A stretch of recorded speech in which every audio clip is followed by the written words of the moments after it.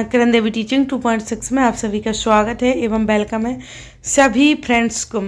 और इस चैनल पर आप सभी को जैसा कि पता है सभी प्रीवियस ईयर के पेपर चल रहे हैं 2011 से 2024 तक के संपूर्ण PYQ, जो कि CTET पेपर के लिए बहुत ही मोस्ट इम्पोर्टेंट है। CTET पेपर 2 के लिए और 1 के लिए कुछ सब्जेक्ट हैं, तो आप सभी प्ले लिस्ट में जाकर चेकआउट कर लीजिएगा आपके लिए क्या अच्छा है, तो आप वही आप कर दिएगा। जो आपके सब्जेक्ट के अनुसार होगा वो आप कर लीजिएगा, तो आप प्ले लिस्ट जरूर चेकआउट कीजिएगा।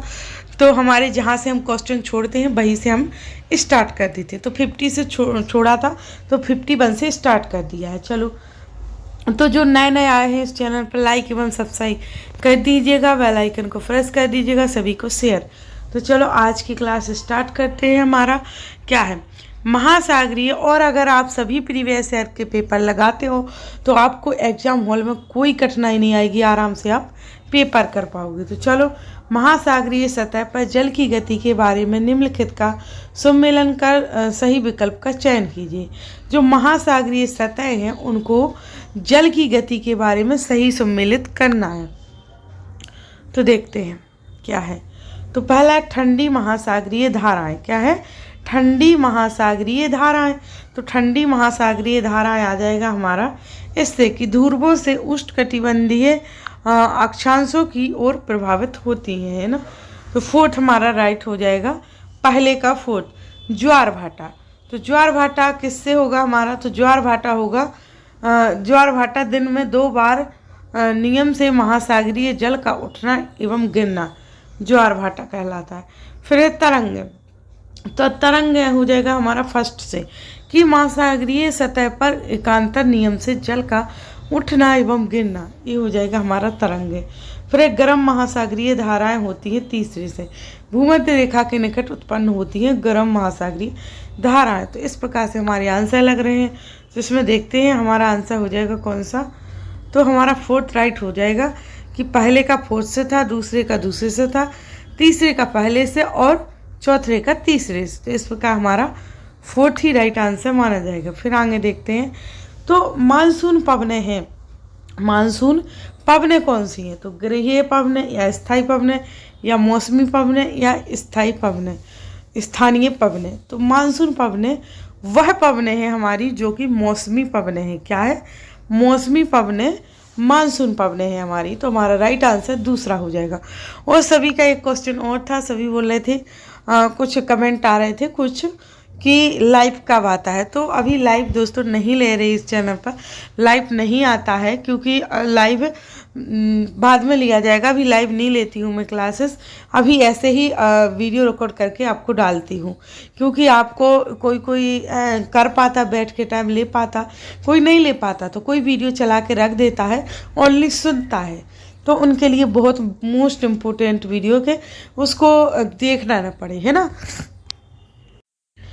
क्योंकि सभी नहीं देख के एक जगह स्थायी बैठ सकते, सबको अपने अपने काम रहते हैं। जो नहीं अगर नहीं कर पा रहा तो उसके लिए भी बहुत मोस्ट हो, जो कर पा रहा वो देख के भी कर सकता है। तो इसलिए अभी लाइव तो नहीं ले पा रही, इसलिए बताया है। बाद में जब लाइव आएगी ना तो आपको नोटिफिकेशन मिल जाएगा, अगर आपने लाइक सब्सक्राइब और बेल आइकन को प्रेस किया होगा। तो चलो स्टार्ट करते हैं। कौन सा मिलान वायुमंडल की परतों के विषय में सही है? थोड़ी थोड़ी शायद है इसलिए सही आवाज़ नहीं आ रही हुई है, इग्नोर कीजिएगा आवाज़ को, आप अपने क्वेश्चनों पर ध्यान दीजिएगा। तो कौन सा मिलान वायुमंडल की परतों के विषय में सही होगा? तो देखते हैं तो हमारा वायुमंडल, वायुमंडल किससे कनेक्ट हो रहा? अगर हमने NCERT अच्छे से पढ़ी है तो हम अच्छे से आंसर लगा पाएंगे। NCERT अच्छे से नहीं पढ़ी है तो दिक्कत आ सकती है। तो वायुमंडल हमारा किससे कनेक्ट होगा? तो वायुमंडल दूसरे से, क्योंकि वायुमंडल सबसे ऊपर की परत होती है। हमारी 5 परतें होती हैं, उसमें से वायुमंडल सबसे ऊपर की परत होती है। फिर है क्षोभ मंडल। तो क्षोभ मंडल हमारा क्या है? सबसे नीचे की परत होती है। वायुमंडल सबसे ऊपर की, क्षोभ मंडल सबसे नीचे की। और समताप मंडल। तो समताप मंडल में क्या होता है हमारा? तो इस परत में ओजोन गैस होती है। क्या? Ozone gas. और वायुमंडल में रेडियो तरंगों के प्रसारण में सहायक भी होता है वायुमंडल।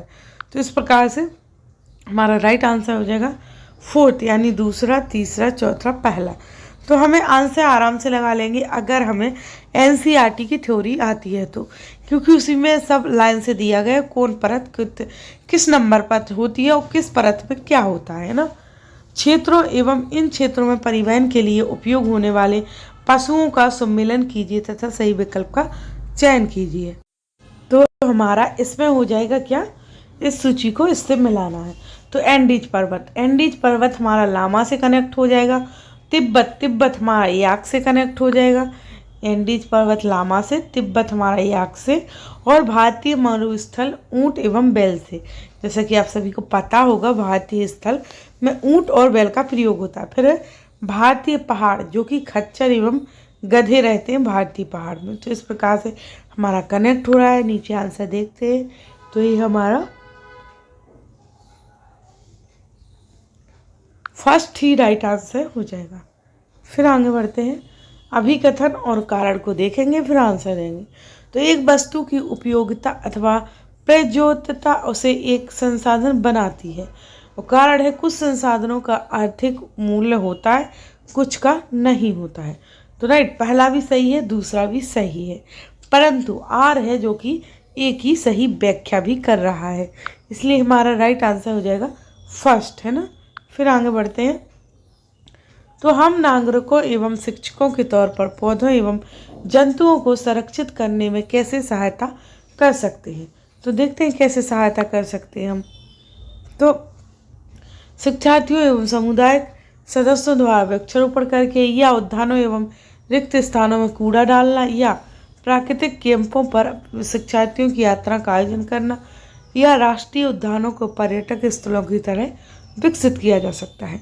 तो हमारा साफ साफ आपको आंसर दिख रहे हैं, फर्स्ट, थर्ड और फोर्थ। बी तो हमारा है ही नहीं, क्योंकि उद्यानों एवं रिक्त स्थानों में कूड़ा कचरा क्यों डालना, ये तो सरासर गलत है। हमारे तीनों राइट है, यानी ए सी डी। तो हमारा दूसरा ही राइट आंसर हो जाएगा। कुछ आंसर तो हमारे कॉमन सेंस से ही लग जाते हैं, ज़रूरत ही नहीं पड़ती है कि हमें थ्योरी से ही आंसर निकालना है। तो यहाँ पर है पढ़ना है और मिट्टी के संरक्षण की सही पद्धति का चयन करना है, सही पद्धति का चयन करना है मिट्टी के संरक्षण की।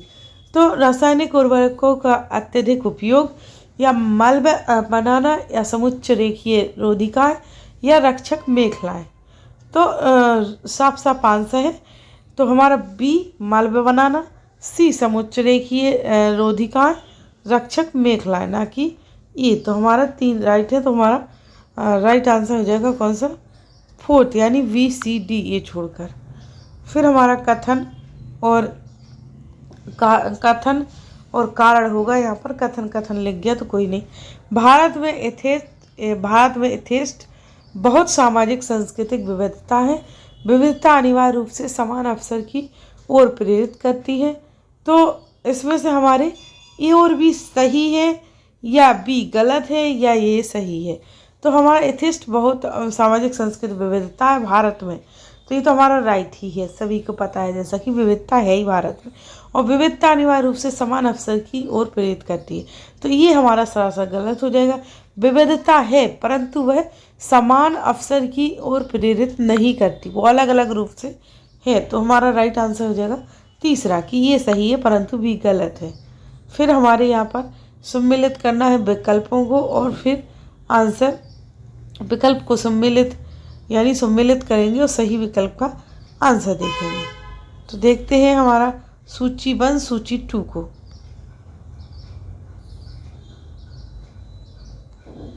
तो लोगों को एक ही छवि में बांधना, क्या लोगों को एक ही छवि में बांधना, ये सभी जानते होंगे कि रूढ़िबद्ध धारणा में लोगों को एक ही छवि में बांधा जाता है। तो ये हमारा फर्स्ट राइट आंसर है। फिर दूसरे लोगों को नकारात्मक रूप से देखना या मानना, ये कहलाएगा हमारा पूर्वाग्रह, क्योंकि जो कि पॉलिटिकल साइंस में ये मैंने पढ़ा भी दिया गया है, तो आप सभी को अच्छे से आना चाहिए। ये सभी पढ़ा दिया गया है, जो यहाँ आंसर लगा रहे हैं हम, ये सभी पढ़ा दिया गया। तो एनसीईआरटी में जाकर चेकआउट कीजिए, एनसीईआरटी पढ़िए सारी और साथ में पेपर लगाइए। तो दूसरे का पहला हो जाएगा, किसी के साथ दूसरे की अपेक्षा असमुचित रूप से व्यवहार करना। तो ये हो जाएगा हमारा भेदभाव शुद्धता और शुद्धता और अशुद्धता को मानना हो जाएगा अस्पष्टता यानी छुआछूत। तो हमारा इस प्रकार से राइट आंसर हो जाएगा कौन सा, फर्स्ट यानी तीसरा, पहला, चौथा, दूसरा। फिर है गांव में जमीन भूमि को नापने और उसका रिकॉर्ड रखने का उत्तरदायित्व कौन होता है। गांव में जमीन भूमि को नापने और उसका रिकॉर्ड रखने का उत्तरदायित्व कौन होता है। थानेदार, खंड विकास अधिकारी, पटवारी, ग्रामीण प्रशासनिक अधिकारी, जिलाधिकारी। तो आप सभी को जैसा कि पता ही है, लेकिन नहीं पता तो हमारे पटवारी यानी लेखा जोखा करने वाले। तो यही हमारा राइट आंसर हो जाएगा। फिर हमारा सम्मिलित होगा और सही विकल्प का हम चयन करेंगे सम्मिलित करके। तो जिला परिषद हमारे जिलाधीश कहलाएंगे, जिला परिषद हमारे जिलाधीश कहलाएंगे। और ग्राम सभा, तो ग्राम सभा हमारा गांव कहलाता है। जिला परिषद जिलाधीश और ग्राम सभा गांव। वार्ड समिति, तो वार्ड समिति हमारी नगर पालिका है, नगर पालिका वार्ड समिति कहलाएंगी। निगम महापौर कहलाएगा। तो इस प्रकार से हमारा फोर्थ है, फिर है 1, फिर है हमारा 3rd, फिर है हमारा 2। तो हमारा फर्स्ट ही राइट आंसर हो जाएगा। फिर आगे देखते हैं। तो यहाँ पर है अनियमित मजदूर श्रमिक शब्द की कक्षा में व्याख्या करते हुए आप निम्नलिखित में से कौन से उदाहरण प्रस्तुत करेंगे। तो निर्माण स्थल पर काम करने वाला मिस्त्री, या घरेलू सहायिका, या राष्ट्रीयकृत बैंक में बैंक प्रबंधन। तो हमारा राइट हो जाएगा ए बी, ना कि सी। ए बी राइट है, यानी पहला ही राइट आंसर हो जाएगा। फिर आगे बढ़ते हैं तो देखते हैं। फिर अभिकथन और कारण आ गया। तो खेतीहर मजदूर ऋतुनिष्ठ सीजनल श्रमिक होते हैं और खेती में अनेक प्रकार के काम होते हैं, जैसे खेत तैयार करना, रोपाई, बुवाई, निराई, फसलों की कटाई करना। तो हमारा दोनों सही है क्या, परंतु और एक ही व्याख्या कर रहा है क्या। तो इन सभी में हमारे दोनों ही सही है। तो हमारा फर्स्ट राइट आंसर हो जाएगा कि दोनों ही सही है, परंतु अब और एक ही व्याख्या करता है, यानी करते ही हैं, दोनों ही मिल रहे हैं। तो हमारा फर्स्ट ही राइट आंसर हो जाएगा। फिर है निम्नलिखित कथनों को पढ़िए तथा सही विकल्प का चयन कीजिए। तो विकलांगता अधिनियम 1995 कहता है कि विशेष आवश्यकताओं वाले व्यक्तियों को भी समान अवसर प्राप्त हैं और सरकार को समाज में उनकी पूरी भागीदारी संभव बनानी चाहिए। फिर है हमारा इस अनुच्छेद के अंतर्गत सरकार को विशेष आवश्यकताओं वाले बच्चों को विशेष विद्यालयों में पृथककरण अलग करना होगा। ये तो गलत है, सरासर दिख रहा, बच्चों को पृथककरण और अलग क्यों करना होगा। तो हमारा ये ही सही राइट आंसर हो जाएगा। तो हमारा फर्स्ट राइट आंसर माना जाएगा, यानी ई। फिर देखें तो हिंदू अधिनियम द्वारा 2005 में संभव किया, हिंदू अधिनियम द्वारा 2005 में संभव किया, क्या संभव किया देखते हैं। तो माता पिता की संपत्ति में बेटियों को बराबर हिस्सा मिलना, या पुरुषों को उनकी बहन के दहेज और संपत्ति में अधिकार। तो राइट आंसर हो जाएगा हमारा ए और बी, दोनों ही सही नहीं है, यानी ये सही है और बी गलत हो जाएगा। तो हमारा इसके अनुसार ये सही है, बी गलत। तो तीसरा ही राइट आंसर माना जाएगा। फिर आगे देखते हैं। तो विषय राज्य सूची के अंतर्गत आएगा, कौन सा विषय राज्य सूची के अंतर्गत आएगा, देखते हैं कौन सा विषय राज्य सूची के अंतर्गत आता है। तो श्रीलंका के साथ व्यवहार संबंधों को बनाए रखने का निर्णय, या नए 100 रुपये का नोट जारी करना, या प्रारंभिक स्कूलों और विद्यालयों में मध्याह्न भोजन योजना को लागू कराने का निर्णय लेना, या किसानों को बिजली विद्युत उपलब्ध कराने का निर्णय लेना। तो राइट आंसर हो जाएगा हमारा क्या, सी और डी। क्या सी और डी ही हमारा राइट आंसर हो जाएगा, यानी तीसरा राइट आंसर माना जाएगा। फिर है आगे, यदि एक व्यक्ति को अस्पताल में चिकित्सा उपचार के लिए मना कर दिया गया है, तो यह उसके कौन से अधिकार का प्रत्यक्ष रूप से उल्लंघन होगा। यह उसका कौन से अधिकार का प्रत्यक्ष रूप से उल्लंघन होगा। तो स्वास्थ्य का अधिकार, या सूचना का अधिकार, चिकित्सा उपचार का अधिकार, जीवन का अधिकार। तो यह होगा हमारा जीवन का अधिकार। क्या जीवन का अधिकार का उल्लंघन माना जाएगा। फिर है आगे, तो किस मामले मुकदमे में भारत के सर्वोच्च न्यायालय ने कहा कि जीवन का अधिकार संविधान के अनुच्छेद 31 के अंतर्गत एक मौलिक अधिकार है और इसमें प्रदूषण मुक्त वायु और पानी का अधिकार सम्मिलित है।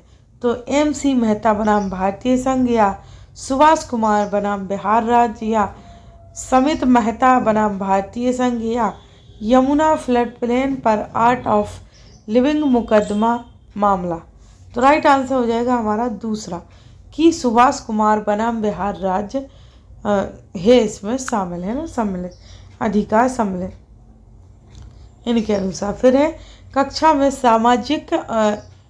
में सामाजिक न्याय के प्रोत्साहन के शिक्षण में शिक्षक को निम्नलिखित का उदाहरण देना चाहिए। तो छुआछूत अस्पृश्यता का उन्मूलन, संविधान अनुच्छेद 17 या आरक्षण नीति या न्यायिक समीक्षा। तो राइट आंसर हो जाएगा इसमें हमारा ए और बी राइट है आंसर। तो हमारा तीसरा ही राइट आंसर माना जाएगा। फिर देखते हैं हम, फिर हमारा अभिकथन और कारण आ गया है। तो अभिकथन लोगों के साथ भेदभाव इसलिए होता है क्योंकि वे गरीब निर्धन हैं या गरीब निर्धनता एवं संसाधनों का अभाव भारत में असमानता के मुख्य कारण है। राइट, तो दोनों ही राइट आंसर हैं और हमारा परंतु आर्य की सही व्याख्या भी कर रहा है। तो पहला ही राइट आंसर हो जाएगा।